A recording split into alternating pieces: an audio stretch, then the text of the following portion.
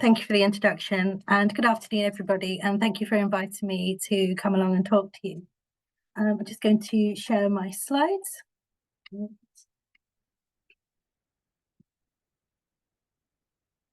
And I'm hoping you can all see my slides now. So I'm going to talk to you today about our journey from evidence to guideline recommendations at NICE. So just to start off with, I want to talk to you, give you a little bit of an introduction about the NICE guideline process. So at NICE, we produce evidence-based recommendations for health and social care, and these are developed by independent committees that include professionals and lay members, and our recommendations are consulted on by stakeholders. We develop recommendations on new topics that are referred to us by NHS England, the Department of Health and Social Care, and the Department for Education. And we also update recommendations that we have already on existing topic areas. So what do we consider, excuse me, when we develop a guideline at NICE? So, of course, the first part of what we do is to consider the evidence. So whether this be effectiveness evidence or cost effectiveness evidence, we look at the levels of uncertainty that we might have in that evidence space, but we also have to consider other aspects. Because our NICE guidelines are for an audience within the UK and have a specific purpose, we also have to think about practicalities of implementation, any legal policy constraints, and this all factors into the committee's decision to make recommendations. So at the heart of our guideline development process, we do have a guideline developing committee. And we really need this group of people to, for us to be able to draw upon their expertise in order to develop these recommendations. And they are crucial to the process and have a significant role at different stages. And these are just some of the examples of where they add their expertise to the process. And we can talk about those a little bit more in this talk. So in terms of our timeframes, this is just a really high level overview of what we include in our process. So the timeline starts when a topic is either referred to NICE or we do an internal update based on the need to update a recommendation. And we go through a scoping stage, and this is where we try to address, see what the clinical decision problem is or the healthcare decision problem, and try to ascertain what the questions are that we need to answer and the problem that we need to solve.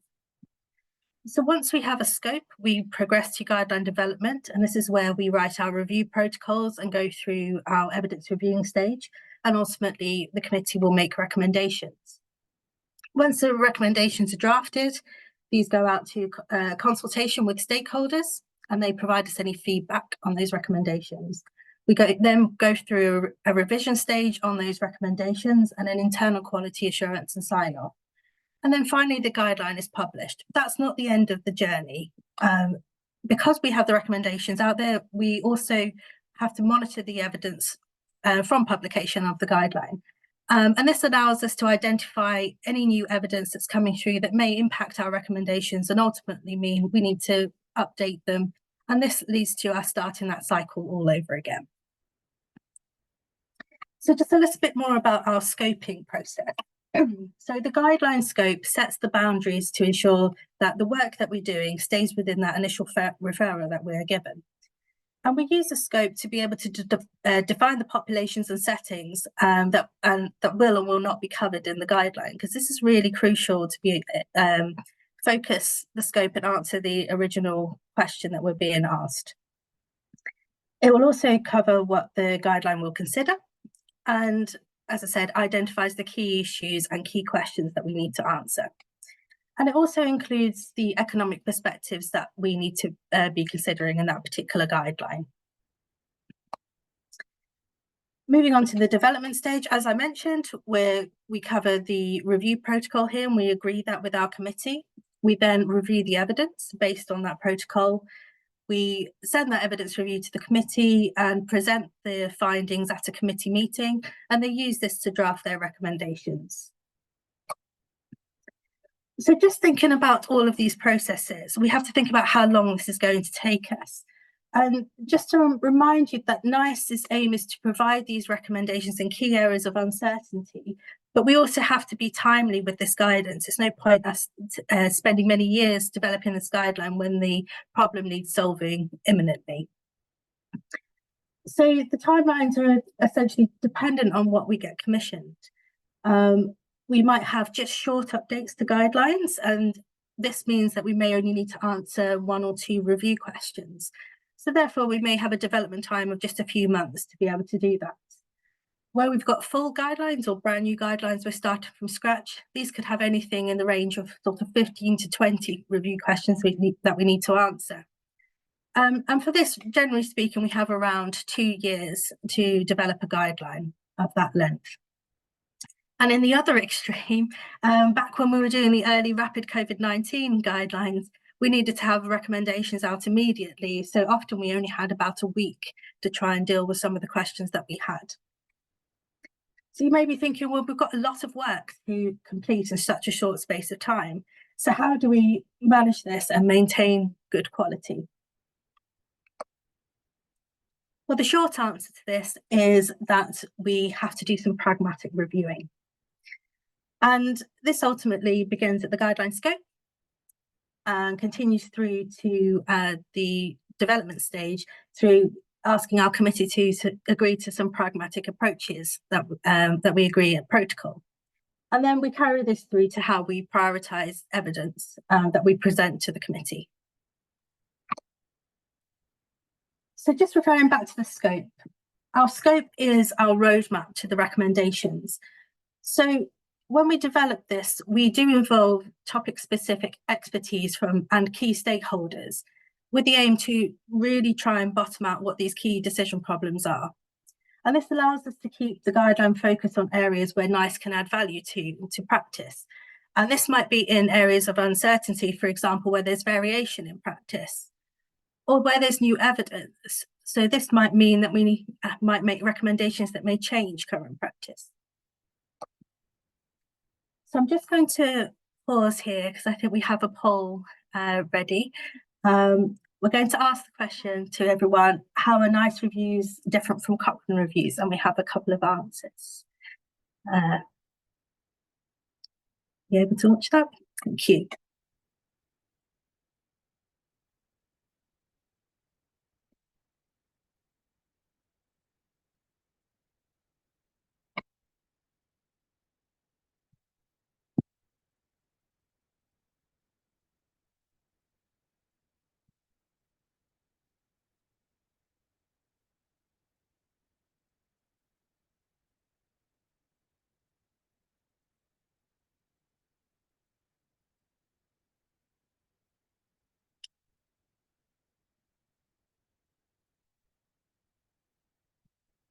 That was a bit longer.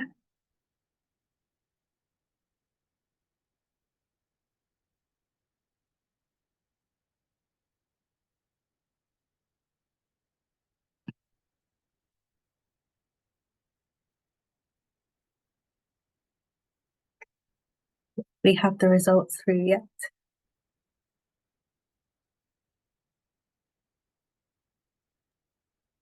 Sarah, are you able to see those results there? I'm not, I'm afraid. So it's not showing for me. I might just read them out to you if that. Okay, perfect. Okay, just that sort of like leveled out there now. So we've got with 72% responding, 44% said that they differ in terms of comprehensiveness, 24% in terms of expense, 42% in terms of focus, 33% in terms of methodology, 45% in terms of process, and 47% in terms of timeliness. Perfect, thank you. I think that's probably pretty accurate in terms of what we're thinking. So yeah, the answer is probably all of the above. So I'm going to take you through some of the key differences and the reasons why we have to do some things different. So thank you for that. Okay, so methodology. So this is one of the things that we do have to modify in order to be able to achieve our timeliness goals.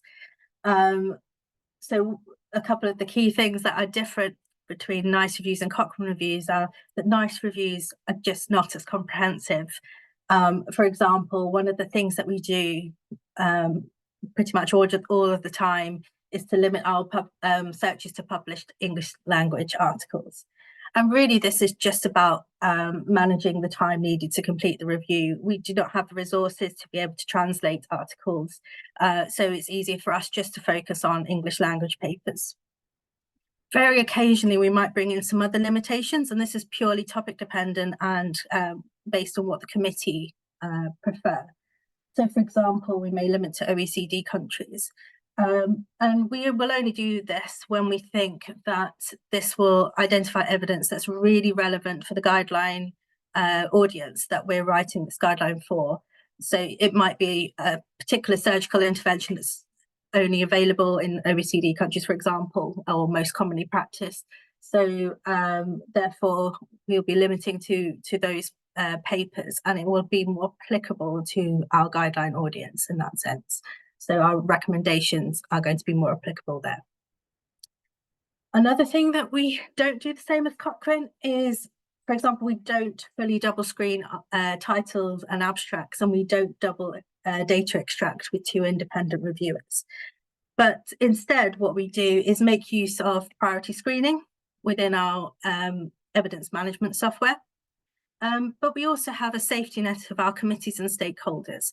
So if any of these limitations are likely to cause us to miss any studies, or the fact that we don't double screen everything, it means our committee and stakeholders will often pick up any studies that we miss.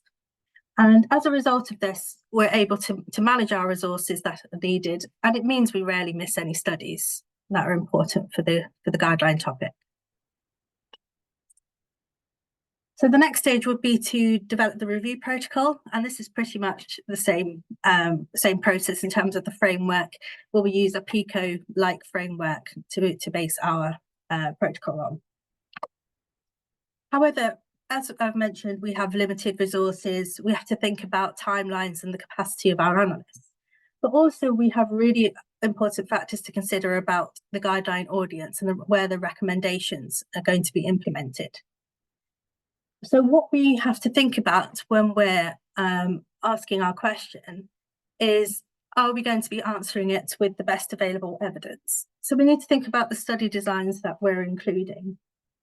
So this is where our committee are really helpful in terms of their experience, because they can give us that intelligence around the topic area that tells us whether there's going to be an abundance of RCTs, for example, in a particular area, or where there's just not enough evidence. So this helps us identify the study types that are needed. Can we go with the most robust studies, and it's not necessary to go to cohort studies if we have an abundance of RCTs, for example. We also need to think about the relevant populations. Now, this isn't defined in our scope, and we have to be really strict to keep within the population and the scope. But what we might be interested in is finding out from the committee where there are subpopulations within the population of interest, where we expect there might be differences in the effect of interventions, for example.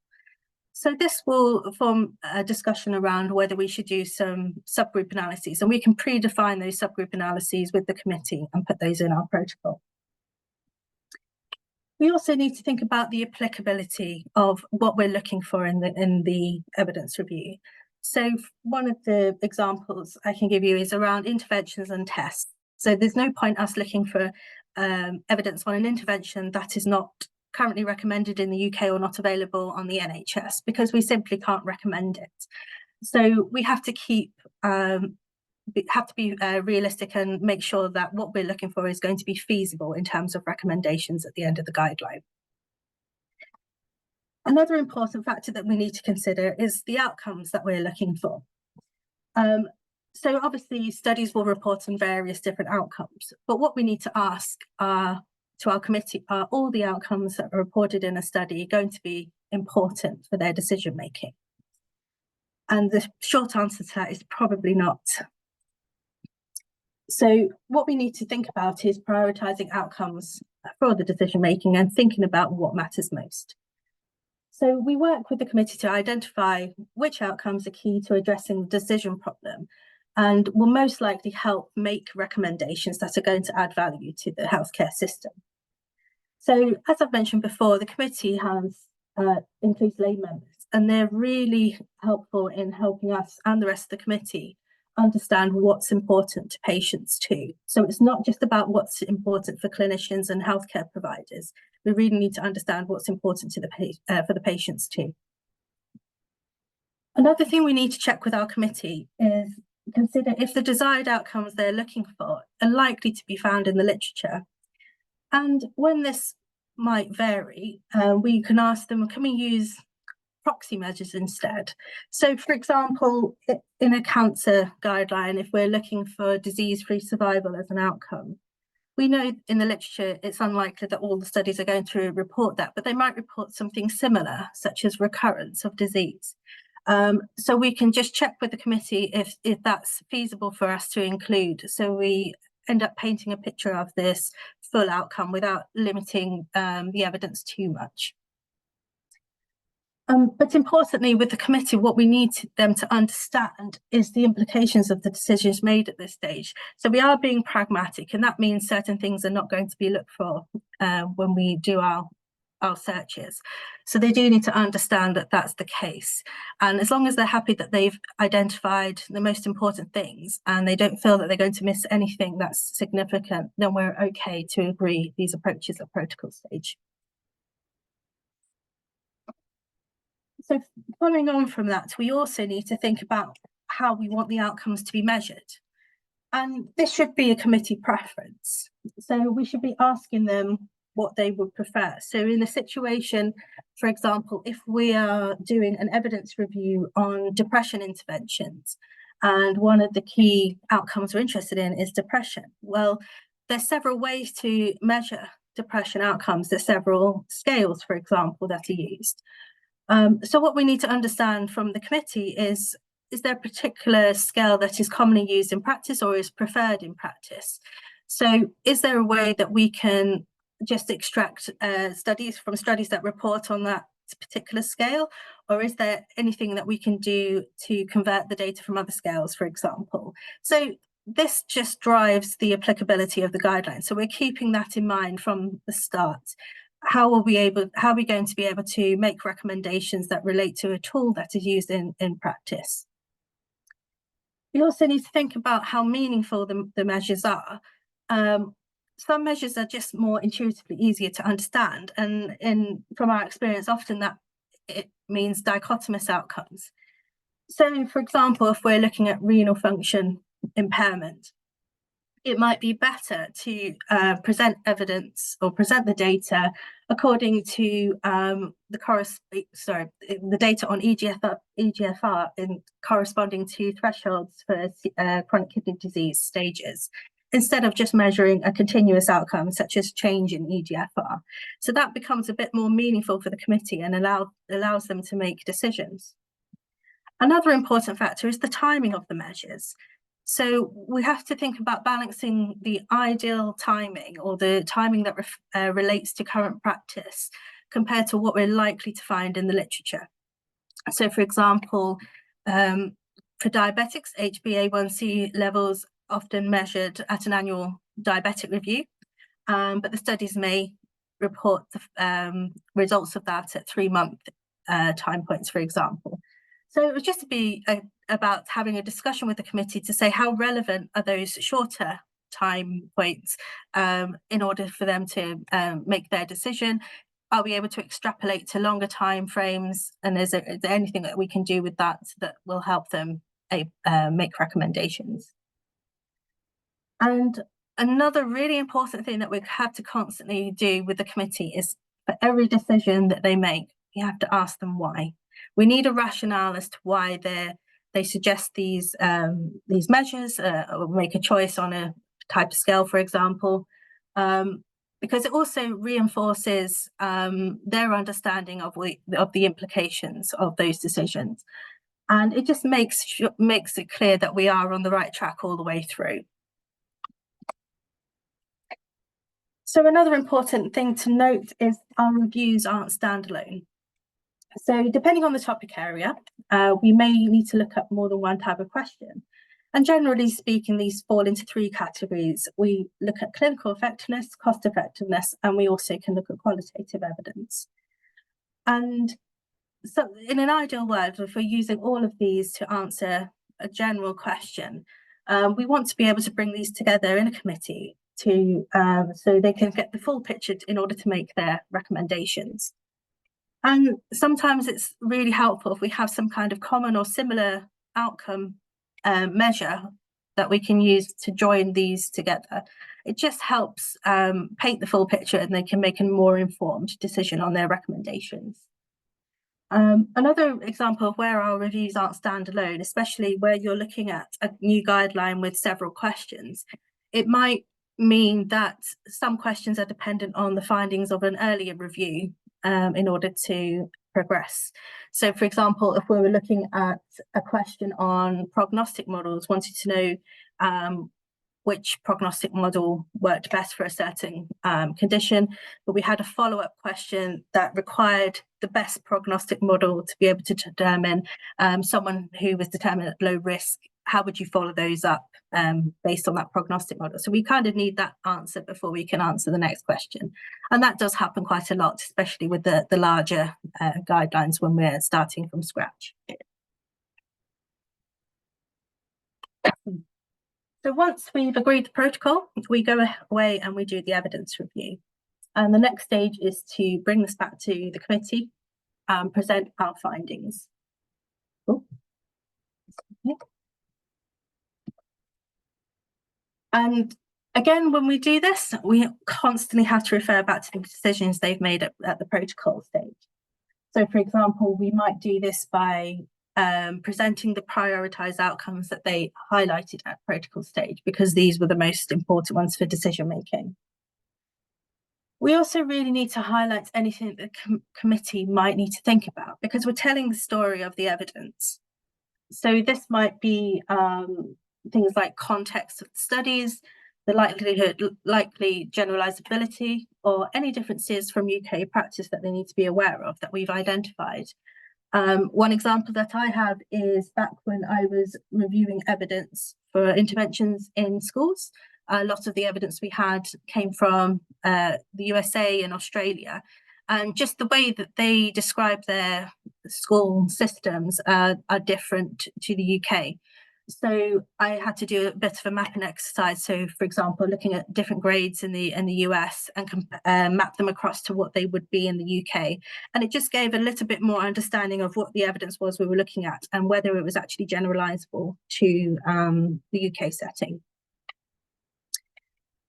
As we're presenting the evidence, it's really important that we do keep checking in with the committee to make sure that what we're presenting does chime with their experience and is also what they expected based on what they asked us to do at the beginning. And what happens when we ask this question is that it does sometimes uncover any differences that we have between the evidence we're presenting and committee experience. And it's really important that we explore that. And often we find that is really just down to context. So it's where the studies were conducted, different ways of implementing interventions, for example. So most of that can be resolved, and it's just a case of our committees just seeing where they can extrapolate that data, or whether the difference is that significant that we can or can't use the evidence. And occasionally we do need to remind the committee why they made certain decisions. It's just referring back to those decisions that they made at the start. So I just want to show you an example of how we present the evidence to the committee at NICE. There is no one size fits all. It's totally dependent on the type of review we've got and also the committee and their preferences. So in this particular example, we're talking about bullying interventions in secondary education. At protocol stage, the committee told us that in terms of behavioural outcomes, there may be some differences between boys and girls just due to the nature of how they express these particular behavioural patterns. So they strongly advised us to do subgroup analysis where possible, splitting male and female groups. And this is just an example of us presenting a forest plot with the subgroup data in and showing where there's a difference between the groups. So we were able to demonstrate this to the committee and check that this is what they expected to see. Although this is only looking at one particular study, it just shows a nice illustration of confirming their original thoughts. Similarly, in this example, we're looking at a diagnostic accuracy review. So this was a question on using D-dimers to diagnose venous thromboembolism in people with COVID-19. So the committee told us at the start what was really important to them was to consider false negatives and false positive rates. In particular, false negative rates. They didn't want to compromise having a low false negative rate by changing D-dimer levels, for example, because the consequences of having a false negative could ultimately lead to death in a misdiagnosis. So in terms of the data that we presented, we've presented the diagnostic accuracy outcomes, but we also highlighted the false positive and false negative rates so that the committee have that full picture of information that they need to make a decision. Once we presented the evidence, we then need to summarise. So of course, it's a lot of information that the committee, as you can imagine, having to take in. So when we summarise, really what we want to do is just give them the headlines of the evidence. And again, it's really based on what they said was important at the start. We will describe the certainty of the evidence using the judgments we've made in grade. We keep it brief and to the point. And just bear in mind that this is the start of the conversation. So this lays the foundations for the committee to begin discussing the evidence and formulating recommendations. And again, just to give you an example of what this looks like. So going back to our behavioural outcomes, this is just a summary of all the outcomes and the studies contributing to those outcomes, and a visual guide to the benefits and harms seen in those studies. And going back to our VTE example, it's a different way of presenting, but it's more like your evidence statement type summary, but again, highlighting everything that they flagged as important to know for their decision making. So the next stage is the conversation that we have linking evidence to recommendations. So this is very similar to Grade's evidence to decision framework. So in here, we're talking about we interpret the evidence, the outcomes that matter most, the quality, benefits and harms, trade-off, and anything else that the committee took into account. So I've already discussed why the outcomes that matter most, but we do need them to again explain why this is the case, and we will write this up in our evidence review. So we think about how certain the evidence is, but we also need to understand from the committee what that means to them. So how applicable is this evidence to people affected by this guideline? So something that we might downgrade for in grade may not be a significant issue in terms of practice and how it might impact people who would who are the target audience for this guideline. So then we think about the trade-off between benefits and harms. But one of the things we do ask the committee, and it's quite important because it tends to get overlooked, is are there any unintended consequences of the intervention that's not been covered in the evidence? And unintended consequences doesn't necessarily mean it's a bad thing. It could be an indirect positive benefit from the intervention. So we ask them to think about that as well. And other factors the committee took into account, this particularly in public health guidelines, we do have to think about any legislation in the UK that we need to be aware of, any other factors that might impact the recommendations. And importantly, we have to look at health inequalities. Are our recommendations inadvertently going to increase health inequalities? We need to make sure that what we're doing is actually trying to reduce them. So this is something that we need to check with them at that point in time. So the next stage then is to write the recommendations, and we do have our own style of writing recommendations. But what the committee need to understand is that the recommendations should reflect the strength of the evidence. So we do make strong recommendations where there's clear evidence to support a recommendation. And this gives you a few examples of some of the wording that we use to denote a strong recommendation. Where we don't have a clear trade-off or clear balance between benefits and harms, and the evidence is less clear, we have the option to offer a weak recommendation, and these are what we call our consider recs. So they're not quite strong enough to say offer an intervention, but we will give them the option to consider it. At NICE, we do have a final type of recommendation that we can make. And this is in the situation where we've conducted the evidence review and basically haven't found enough evidence to answer the question. So where we do have some evidence, but it's uncertain, we can make a weak recommendation, as I mentioned. However, sometimes we just have no evidence, or the evidence is really uncertain that the committee just not comfortable making a recommendation either way. So what we have open to us is an opportunity to do research recommendations, and we have funding for prioritised research recommendations provided by NIHR. So the idea is that we can write a research recommendation, which is usually just a research question with an ideal PICO to answer that question. And the hope is that external research will be conducted, and then a few years down the line, that research will publish, and we can pick up the findings of those and use those to strengthen our existing recommendations or make new recommendations where we couldn't before. And what this allows us to, in terms of the way we work, is allows us our reviews to be living and our guidelines to be living, because we're constantly going through the cycle of publishing and then updating when we find new evidence. And this is my final slide. So just to summarise what I've been talking about.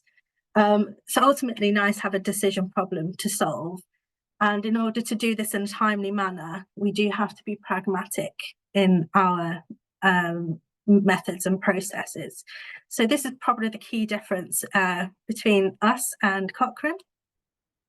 But this allows us to make the useful and usable recommendations we need that fit for the purpose that relate to NICE's aims.